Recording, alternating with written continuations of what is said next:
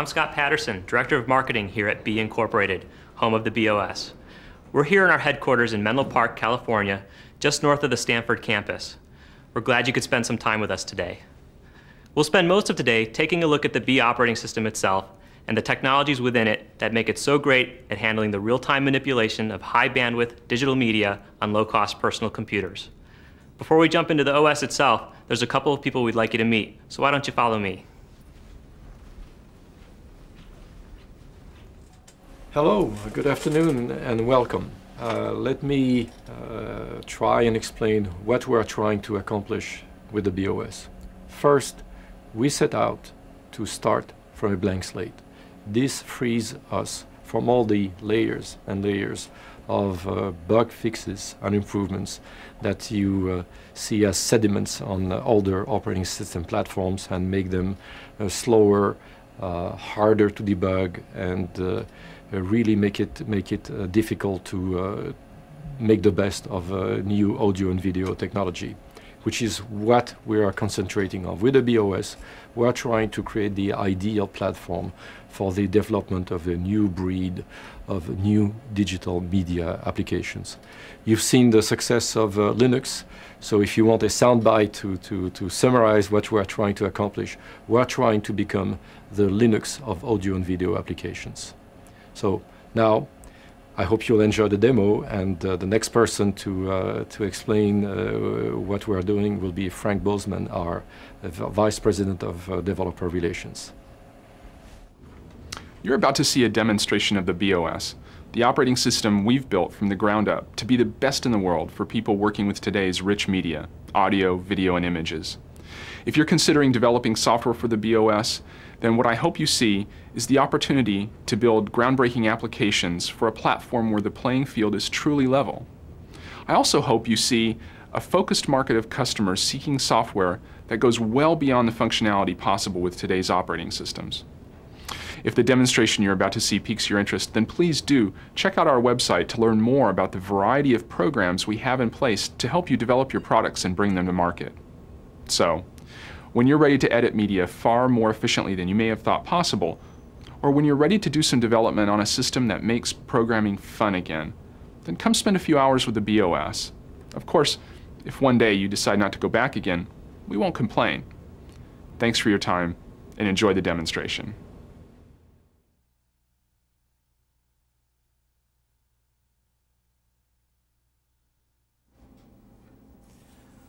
We're ready to take a look at the BeOS, but before we jump right in, I'd like to tell you a little bit about the computer so you can gauge the performance that you see.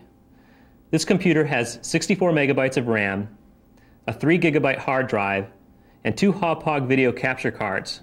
These are about $70 cards that you can purchase at your local computer store, and we're using them to capture uncompressed video to play with inside of the operating system. Everything you see on the screen will be done in software. There's no additional accelerated hardware. The only unique thing about this computer is the processor, rather the number of processors. We're utilizing a dual Pentium 2 system running at 266 megahertz. Although we'll utilize both processors for most of the demo, at times we'll turn one off so you can gauge how the system runs on a uniprocessor machine.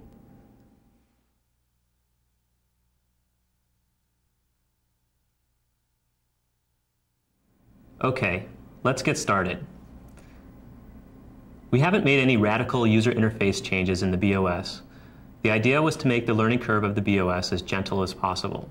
So there's a familiar concept of disks, folders, which you double-click on, and files and folders inside of those. Everything inside of the BeOS is live, so as I manipulate this window, you have live updating, even as I open and close the size of the window. There's context-sensitive menus, so if I wanted to move this item somewhere else on the disk, I simply navigate down the hierarchical file system and place it where I want it.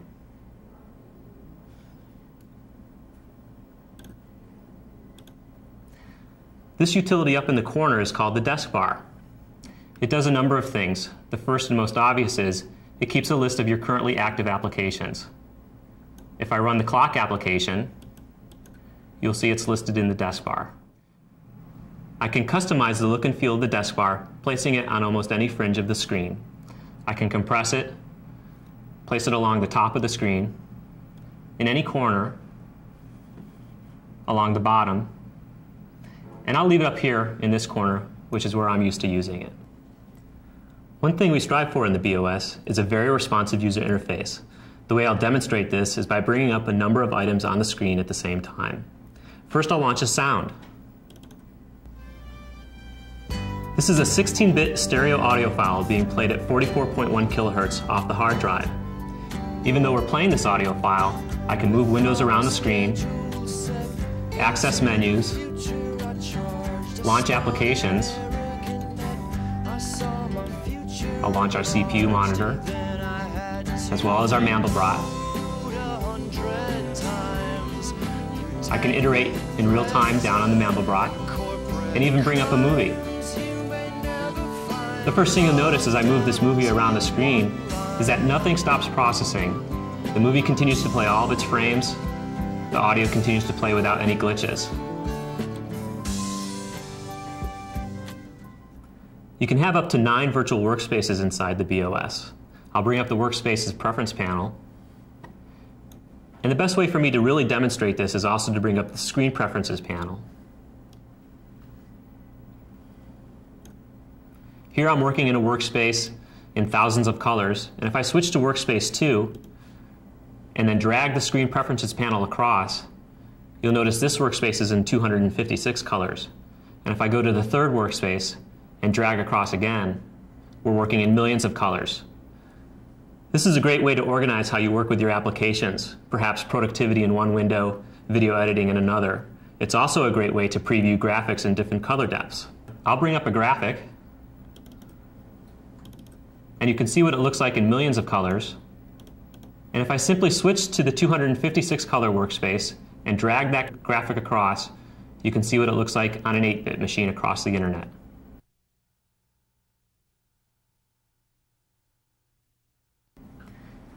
The BeOS is a fully symmetric multiprocessing operating system. That means that the entire OS, from kernel to applications, can take advantage of more than one processor in a system. In fact, the BeOS has been run on systems with up to 8 processors. This means as you go from 1 to 2 processors, you get a nearly 100% increase in performance. This application that I'll show you, Cinema 4D, takes advantage of the symmetric multiprocessing in the BeOS. I'll load up an image.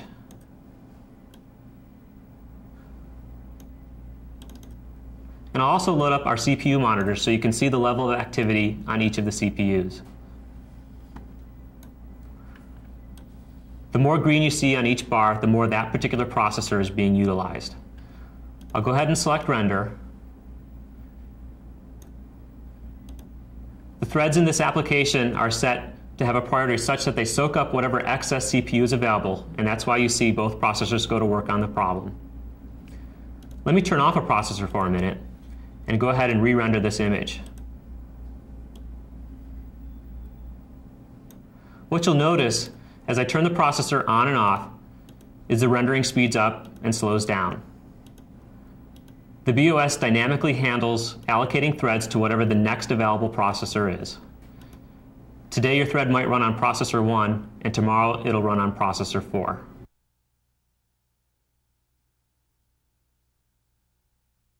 The BeOS implements protected memory. Applications and even the operating system processes themselves all run in their own protected memory address space.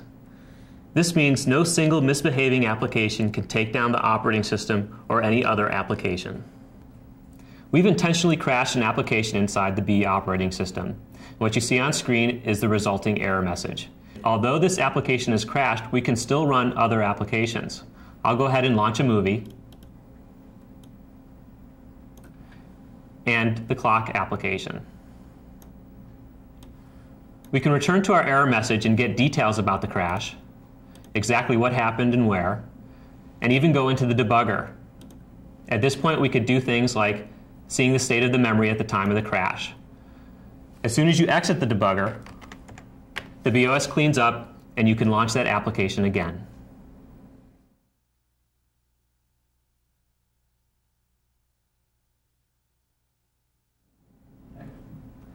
All of the networking in the BeOS is based on the internet standard TCP/IP protocol. I'll bring up the Network Preferences panel for a moment. We'll take a little look. We have support for multiple IP addresses, multiple Ethernet cards. There's dial-in support through PPP. Our modem support is quite extensive. We also have a built-in FTP server for file transfers and a built-in Telnet server. You can actually log in remotely to the BeOS and launch applications from the command line. You can make any changes to the networking on the fly without having to restart the operating system itself. We have a built-in web server and web browser. Our web browser is mostly here because all of the documentation in the BeOS is written in HTML, and we thought it'd be nice if you could read it right from startup.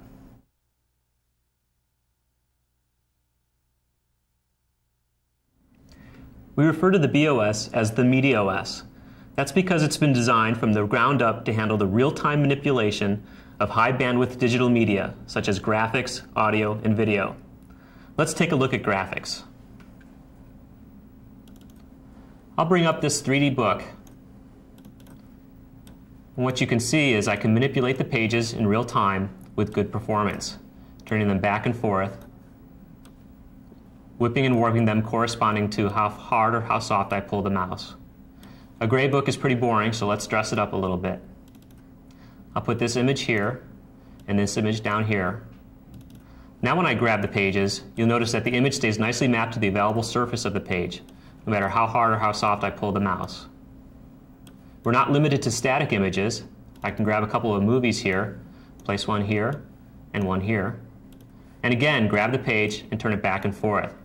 What you'll notice is the movie continues to play while it's being mapped to the available surface of the page. Things don't stop processing just because I'm utilizing this one object.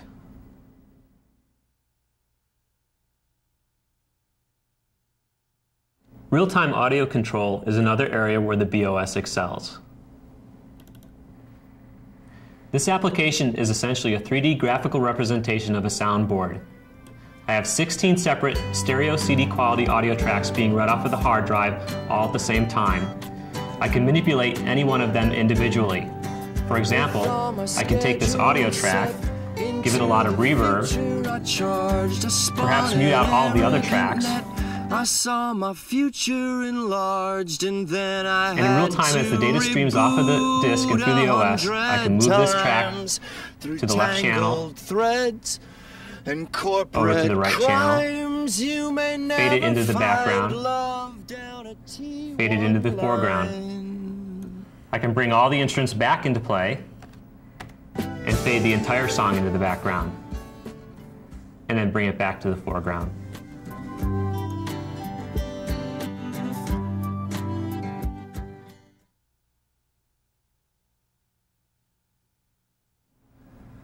The BeOS also handles the viewing and real-time manipulation of video. You can simply watch TV on your PC. We preserve nice motion on the screen even as you move this video window around. You can resize the window, and in this case, we don't lose a single frame. I can even have windows fall in front of a video window, and we do intelligent clipping.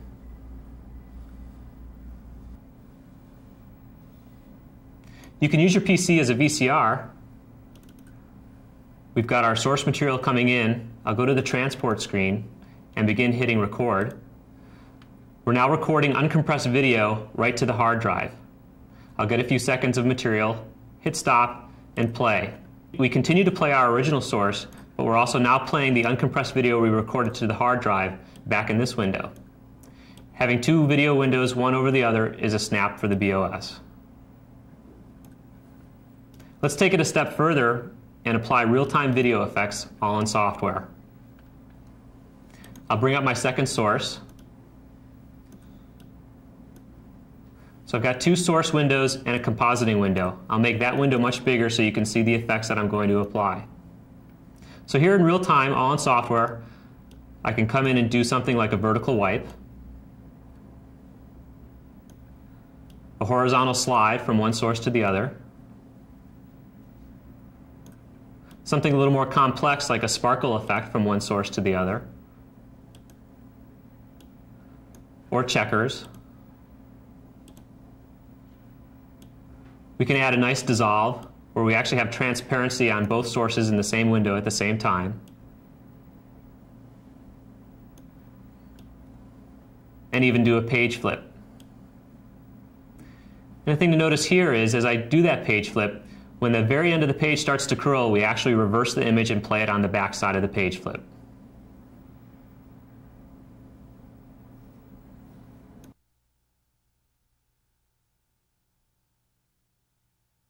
Although we've seen some great performance so far, we haven't really stressed the B operating system out just yet. Let's throw a bunch of applications at it and see just how far we can go. I'll start by launching these 5 applications. Let's place our CPU monitor right here up at the top of the screen so you can always see the level of activity on the CPUs. Fonts inside of the BeOS are all scalable in real time, up and down. In fact, I can do this as I cycle through the installed fonts. I can apply any level of shearing back and forth, and even rotate in 360 degrees. Let's make that a little smaller and move it out of the way.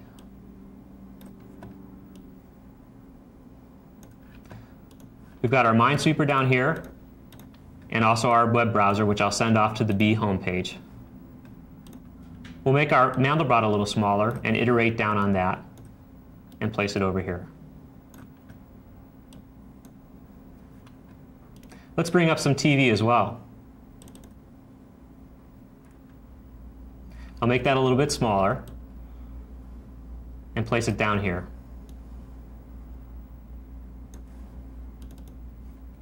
We'll bring up a couple movies as well. I'll place this one here in the corner and this one just above it. Let's also bring up a game. And as that comes up, you'll notice on our CPU monitor that we're at just about 100% utilization. The BeOS has a nice long degradation curve, so I can go out even past 100%. Let's bring up some 3D graphics. I'm going to use this pulsing image for this part. I'll make it a little bit smaller and map an image on top of it.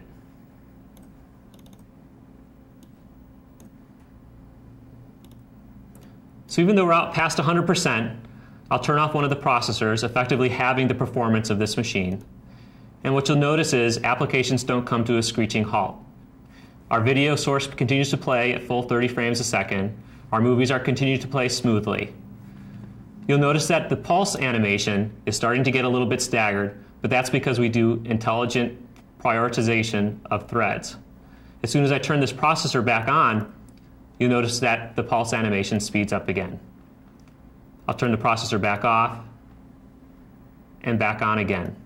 The most important thing to note here is that even though we're having the performance of the machine, we still have a stable operating system. Well, that's the end of our demo and our day here at B. If you take away anything, we hope it's this.